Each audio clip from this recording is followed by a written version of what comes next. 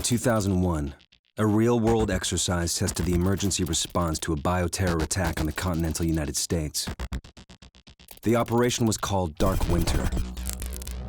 Within just a few days, the simulation spiraled out of control.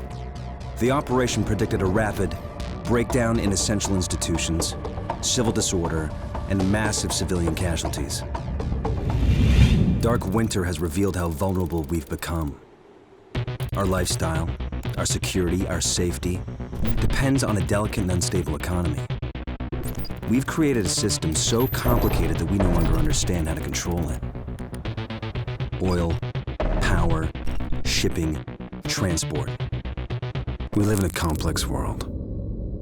And the more complex it gets, the more fragile it becomes. The system is built on a global supply chain that gets things where they're needed, just in time. We've created a house of cards. Remove just one, and everything falls apart. And what's fueling this system? Money. Americans can spend $90 billion in a single day of shopping. Last year, 200 million people swarmed their local stores on November 23rd. We call that day Black Friday. Did you know that a flu virus can survive on the surface of a banknote for up to 17 days? One day, there will be a pandemic. It could begin during the crush of Black Friday sales. A pathogen will jump from tainted banknotes to human skin, onto food, toys, children, and loved ones.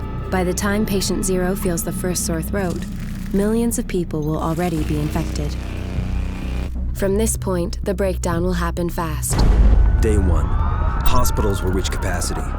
Panic will strike. Day 2, quarantine zones will be established.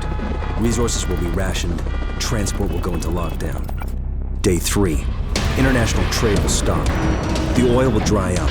The stock market will collapse. Day 4, the power will fail. The shelves will be empty. The taps will run dry.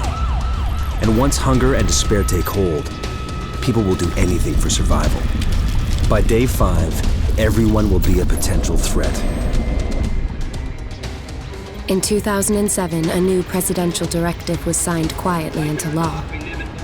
This maps out the government's response to a crisis, a plan to cope with a real dark winter. It is known as Directive 51.